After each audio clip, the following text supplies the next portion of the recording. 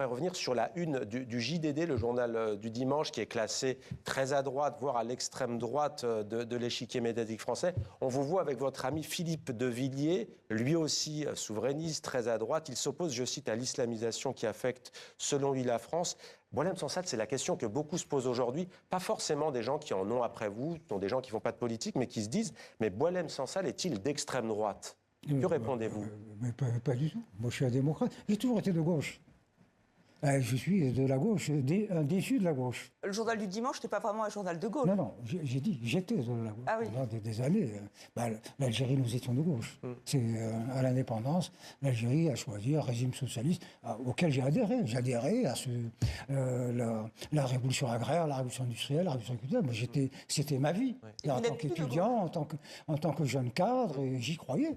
Je dénonçais la dictature comme tous les étudiants, mais sur le fond, j'étais un socialiste très engagé, très engagé. Vous étiez aujourd'hui. J'ai fait la révolution agraire. Alors aujourd'hui? Voilà. Après, on est déçus, on voit que la gauche, Mitterrand arrive au pouvoir, une année après, il privatise tout ce qu'il avait nationalisé la première année.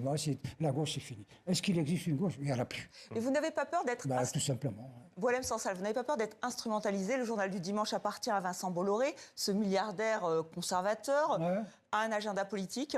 Il veut l'union des droites, très large union. Vous n'avez pas peur d'être utilisé? Je vais vous dire, moi je m'en fiche de ce que font les gens. Voilà. Qu'ils utilisent. Et donc même si... Est-ce que je peux empêcher quelqu'un qui lit mon livre, qui interprète une phase à sa manière, je vais guerroyer avec tout le monde. Oui, mais c'est pas pareil, là vous êtes en une du journal du dimanche, bientôt votre livre sera aussi en tête de gondole. Je le revendique, bien sûr. Le JDD m'a contacté, est-ce que vous voulez faire un débat? Mais vous êtes avec Philippe Villiers. Oui, pourquoi pas. Mais vous êtes aussi au comité stratégique de frontières, vous l'avez dit tout à l'heure, avec vos propos controversés qui vous ont valu des ennuis judiciaires avec l'Algérie. Pourquoi êtes-vous, on n'a pas cette impression, aspiré par les journaux d'extrême droite en France? Il n'y a pas que cela, tout de même, il n'y a pas que la gauche, il y a plein de médias. La gauche ne m'invite plus. Je parle de la presse écrite. Hein. La gauche, j'ai toujours du mal. J'ai encore sous le coup des maladies que je traîne depuis la prison. La gauche ne m'invite plus. Mais parce que vous tenez les propos de l'extrême droite. Non. C'est très daté. C'est depuis que je suis allé en Israël. Depuis, terminé, Le Monde, Nouvel Obs... Le voyage en Israël, ça remonte, c'est très loin. Vous avez eu des interviews dans les médias après. Et beaucoup d'Algériens sont allés en Israël, Boualem Sansal. Les journalistes, il y avait, rappelez-vous, il y a quelques années, une délégation de journalistes d'Al-Watan était partie en Israël, il ne leur est rien arrivé. Ma question est... Moi aussi, mais rien n'est arrivé. Non, je veux dire, ils n'ont pas été vilipendés. Ils n'ont pas été vilipendés. J'ai une question, je voulais vous parler... La gauche ici m'a boycotté suite à mon voyage en Israël. Voilà. Ça s'est arrêté. Des journalistes, une question sur l'islam. Des journalistes de Libé, des amis qui se sont dit, comment tu es parti en Israël? Mais oui, je suis parti, j'ai fait quoi en Israël?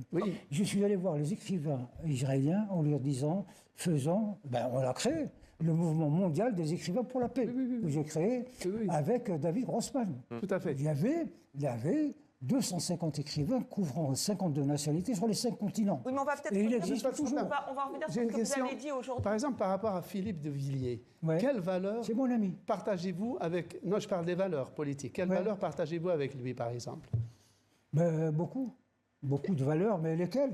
Lui, il pense, par exemple, que l'islam, pas l'islamisme, l'islam en simple fait démographique, en simple présence humaine en France, est en soi un véritable péril pour l'avenir du pays. L'islam en tant que religion? Oui, en tant que religion. Oui, je le pense. Mais je vois ce que l'islam a fait de mon pays. Mais pourquoi chercher loin?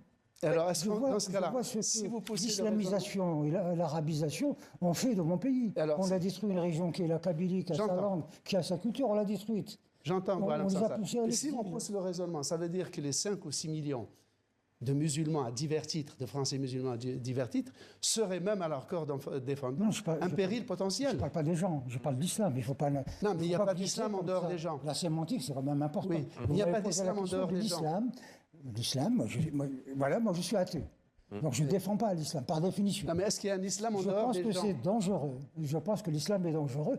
Et je vous pose la question, dites-moi un seul pays au monde qui est musulman, où les choses se passent normalement, qui est démocratique, où on respecte... Citez-moi un seul. L'Indonésie est une démocratie. Ah ben, la Malaisie... Mais non, là-bas, les musulmans vivent dans un environnement chinois. Non, mais la France, en tout cas, est une démocratie. Boualem Sansal, juste une chose. Un pays majoritairement musulman. Non, mais il n'y a pas que l'islam. Il n'y a pas que la religion tout de même. Est-ce qu'on a le droit d'être athée ? Vous pensez que cette religion n'est pas bonne. Boualem Sansal, vous appelez... Je revendique ce droit. Vous appelez en France, l'islam existe depuis 2 siècles, depuis 1830. Ce n'est pas un débat entre Slimane Zeguidou et Boualem Sansal. C'est pas un débat entre Qu'il existe de 5 minutes d'une année, moi je suis athée. Cette religion me fait peur. J'ai une certaine phobie. Alors, pourquoi ? On va devoir passer... Parce que je vis dans un pays musulman et je sais comment ça se passe. Cette religion a détruit mon pays. Elle a fait 300 000 morts. Ouais, c'est pas la religion musulmane. Et elle a fait des millions de morts en Syrie, en Irak et partout ailleurs. Alors moi je dis pas qu'il faut chasser.